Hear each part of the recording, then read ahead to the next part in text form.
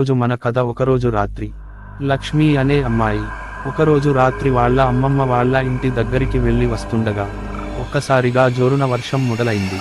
పెద్ద పెద్ద గాలి వేచడం మొదలైంది. ఆ భయంతో పరుగులు పెట్టిన లక్ష్మికి ఎటు వెళ్లాలో ఏం అర్థం కాలేదు.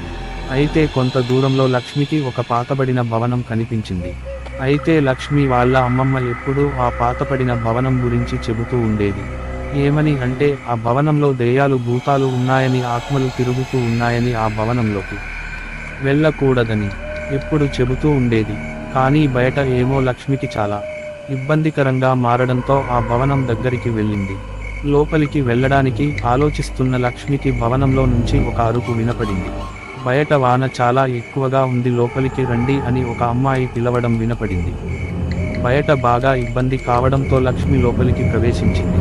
లక్ష్మి లోపలికి వెళ్లడంతో తలుపులు ఒక్కసారిగా మూసుకుపోయాయి.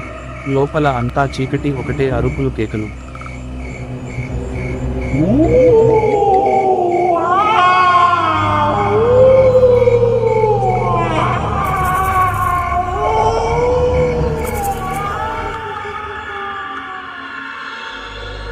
భయంకరమైన వాసన, కనిపించని నల్లటి ఆకారాలు ఏవో అటు ఇటు తిరుగుతూ లక్ష్మికి కనబడ్డాయి. లక్ష్మికి చాలా భయమేసేసింది. ఆ చీకట్లో మళ్ళీ ఇంకో అరుపు, ఇంకా లోపలికి రా అని. అయితే లక్ష్మి ఇంకా లోపలికి వెళ్ళలేదు.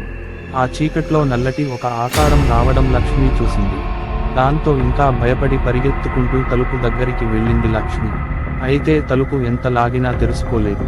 ఆ నల్లటి ఆకారం లక్ష్మికి మరింత దగ్గరకు రావడంతో లక్ష్మి తలుపును గట్టిగా లాగింది.